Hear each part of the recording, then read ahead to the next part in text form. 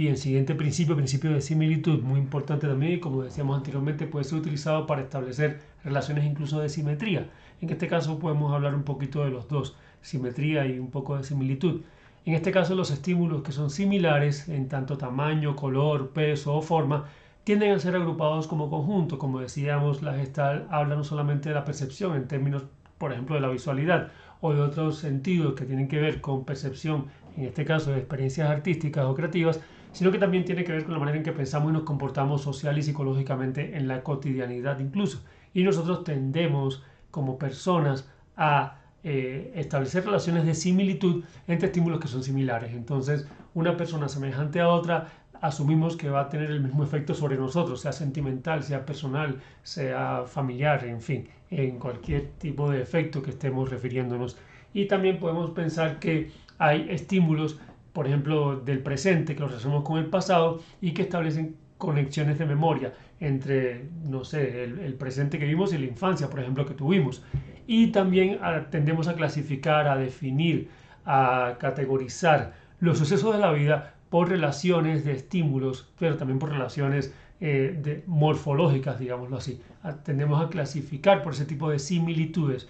Elementos que sean similares los agrupamos en una misma categoría. Entonces eso nos permite también establecer relaciones de asociación con el mundo. Y en este caso la parte compositiva es muy clara. Como ven en esta composición que tengo acá encima, podemos ver que hay dos figuras que no son iguales pero que son similares, y eso nos permite precisamente establecer una relación también de equilibrio en la composición. Pasa igual en la pieza de Piero della Francesca, que hay dos grupos humanos, aquí hay varias cosas, hay proximidad, hay similitud, hay simetría, que son similares, aunque no son exactamente iguales, y esta similitud permite una relación también de equilibrio y, como decimos, prácticamente de simetría. Bueno, este principio de similitud puede ser utilizado de muchas maneras, incluso compositivamente, en términos también de instalación, sonoramente. Hay una cuestión muy interesante con la similitud, por ejemplo, sonora, y es que yo puedo relacionar un sonido que no sea exactamente, por ejemplo, el sonido de un grito, porque lo puedo derivar de un objeto, de un instrumento musical, pero por similitud referir a lo que sería un grito, lo cual también puede estar expresando una sensación, un sentimiento, algo también que afecte de una manera diferente a quien escuche el sonido, o puedo relacionarlo con disparos, o puedo relacionarlo con un pálpito de corazón, puedo relacionarlo con una respiración, puedo jugar con las similitudes para aludir a conceptos, sensaciones, no necesariamente captando el mismo sonido, sino con sonidos similares a.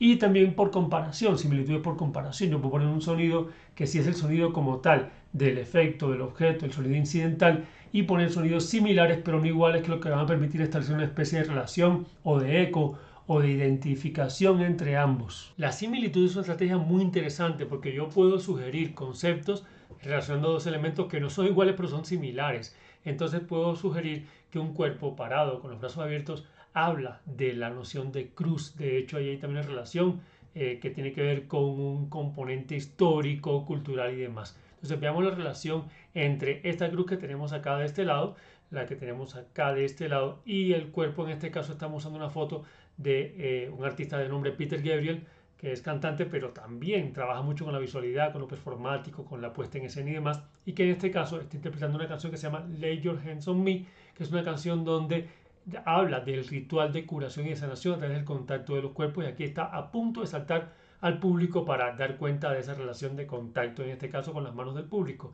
Pero miren que antes de saltar, abre las manos en cruz, y aquí hay una relación de similitud. Yo podría entonces perfectamente establecer una imagen, ya sea pictórica, ya sea plástica, ya sea escénica, donde relaciono, por ejemplo, una cruz y un cuerpo, y son similares, y establezco un enlace conceptual entre ambos solo por similitud.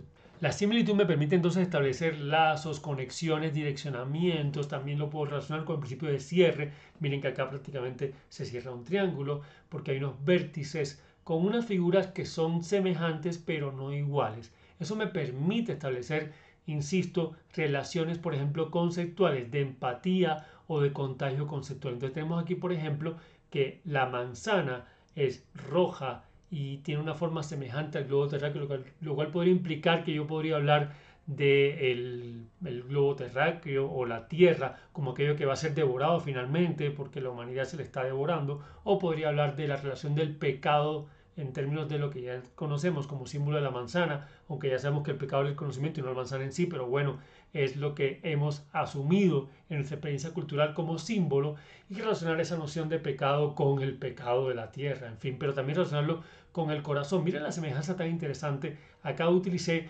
tres similitudes en categorías diferentes. Hay una similitud entre la manzana y el globo terráqueo y es una similitud que tiene que ver con la forma.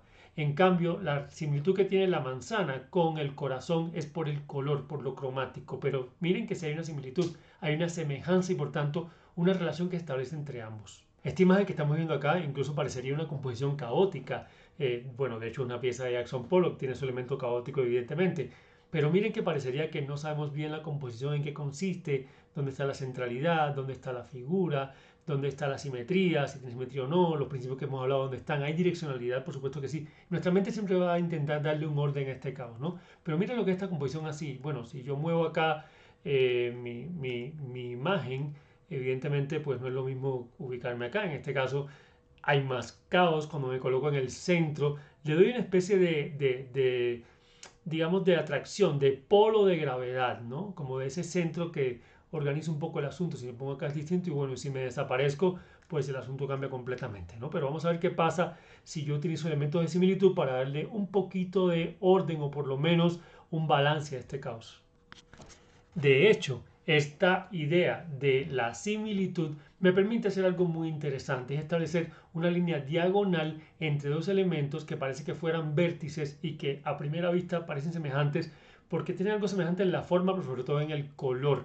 ¿Qué me permite esto? Me permite que una composición como la que estoy sumergido ahora mismo, en esta composición que me rodea, que podría ser caótica, de hecho es una pieza de Jackson Pollock, que podría ser caótica, que podrían tener un orden, una simetría, una composición determinada, solamente, miren que interesante, solamente colocando estos dos elementos en cada esquina, ya yo establezco una especie de polos, como una especie de pesos, como una especie de equilibrio que me permite una diagonal que de alguna forma organiza un poco esta composición. Siguiente principio, principio de simplicidad, implica que organizamos los campos perceptuales con rasgos simples y regulares. Es tal como lo dice el nombre, es la tendencia a organizar la información y organizar la percepción y establecer la memoria del recuerdo a partir de rasgos simples. Simplificamos para entender la información. Una información muy compleja, muy variada, muy diversa, con muchos elementos, la simplificamos para llevarnos por los rasgos incluso más evidentes y recordar a alguien por ser delgado, por ser delgada, por el cabello, por aquello simple que lo resume o por tener la nariz, digamos, un poco grande.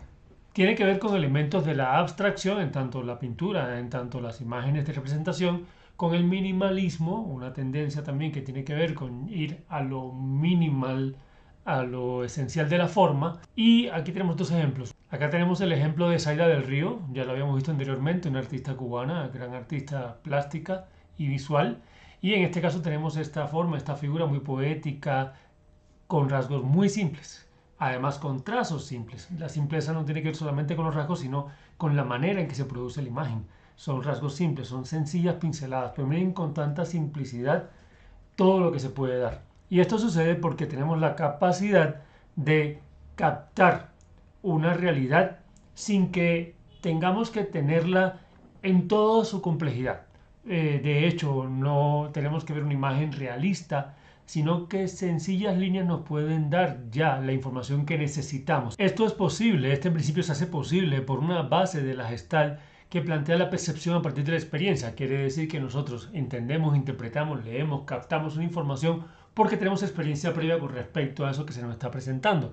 Quiere decir, con un rasgo muy simple de un cuerpo, yo puedo entender y leer el cuerpo, pero lo hago precisamente porque tengo experiencia previa con respecto al cuerpo, o con respecto a una forma determinada, o con respecto a una tecnología, o con respecto a un símbolo. Es muy importante eso. Entonces vemos símbolos que son muy simples y los captamos porque tenemos experiencia de vivencias anteriores y de reconocimiento de ese elemento. Por supuesto que la experiencia tiene que ver también con lo que vivimos, con lo que necesitamos, para funcionar, digámoslo así, con lo que tiene que ver con nuestra vida en términos también de la subsistencia incluso. En ese sentido, y basado en la experiencia, pasa que si una comunidad vive en un estadio, digamos lo ancestral, lo primigenio, y no necesita para su subsistencia entender la imagen bidimensional, pueden ver una foto y no captar la imagen que hay ahí representada o que hay plasmada en esa foto. Entonces aquí se unen varios principios y la experiencia siempre está presente, ya sea para el principio de simetría, para el de simplicidad, pero en este es fundamental esta idea de experiencia. Aquí tenemos entonces otro ejemplo, Picasso, que además en este ejemplo de dibujo nos da perfectamente dos imágenes sin dar detalles, sin dar todos los elementos, sin ser realistas. Con trazos muy simples podemos leer aquí ya de una a nuestro querido Sancho Panza y el gran Don Quijote de la Mancha. Pero también es un tema de experiencia cultural. Quizás si no tuviéramos experiencia con el cuerpo humano, de hecho, no veríamos nada. Aquí, de hecho, no hay dos cuerpos. Eso es interesante en términos de la Gestalt y en términos de este principio de simplicidad. Realmente no hay dos cuerpos. Entonces lo que vemos son unas manchas muy simples, muy sencillas, unos trazos muy limpios, digámoslo así, muy mínimos. Y lo que intentamos es en la simplicidad dar más con menos. Pero nosotros leemos no solamente unos cuerpos, sino que además leemos unos cuerpos que tienen que ver con una historia, con una literatura, con un campo de la cultura. Son unos personajes, pero porque tenemos la experiencia cultural del libro, de Cervantes, de todo el contexto que nos permite captar y entender en esos rasgos simples, identificar ya a quienes están aquí presentes con todo su universo. Precisamente Picasso se dedicó en gran tiempo de su carrera artística a buscar esas formas simples, a ir llegando a la esencia de la forma, intentar con trazos sencillos dar ya lo que sería un cuerpo, en este caso un cuerpo de animal. Y aquí vemos en esta imagen, es muy interesante porque podemos ver toda esa transición del animal, en este caso del toro, de una forma compleja y completa a lo que van siendo los rasgos y las líneas esenciales que con lo mínimo siguen dando la estructura y la idea del toro. Aquí lo vemos a él también pintando a través de un vidrio y en este caso es muy claro cómo con trazos sencillos, con trazos simples podemos dar la idea de una realidad. Esto está basado también en la perspectiva de que la persona que sea espectador o espectadora de lo que estamos haciendo tiene la capacidad de leer sin que tengamos que rellenar, que abarrotar de información una imagen, puede leer desde la esencia misma de la imagen lo que estamos queriendo transmitir o la relación que queremos darle a esta persona. Entonces es dar un voto de confianza a la persona que está mirando y disfrutando de esta imagen, esta creación, y también ayudar y un poco fomentar la capacidad creativa e imaginativa, porque para completar o para entender, interpretar una figura, por supuesto que hay un acto de imaginación, no hay un toro. Imaginamos al toro y lo imaginamos justamente desde los rasgos simples que nos da Picasso de este cuerpo, que realmente es un cuerpo complejo. Piet Mondrian va deconstruyendo el árbol y lo va llevando a sus rasgos más esenciales y simples, rasgos simples como es el principio de la Gestalt, pero manteniendo todavía, como vemos acá arriba, ese espíritu, esa naturaleza que nos da para pensar en el árbol, que nos inspira el árbol. Y bueno, es que ya sabemos que la abstracción tiene mucho que ver con esto de los rasgos simples de la Gestalt, porque busca justamente abstraer de la realidad la esencia, una esencia a veces matemática y a veces, como el caso de Kandinsky, casi que espiritual. Y llegamos hasta esas esencias compositivas que tienen que ver con piezas como la que vemos a este lado de Mondrian, donde ya llegamos a la simpleza del color, a la simplicidad de la forma, en tanto una esencia misma de la realidad que está dentro de la apariencia.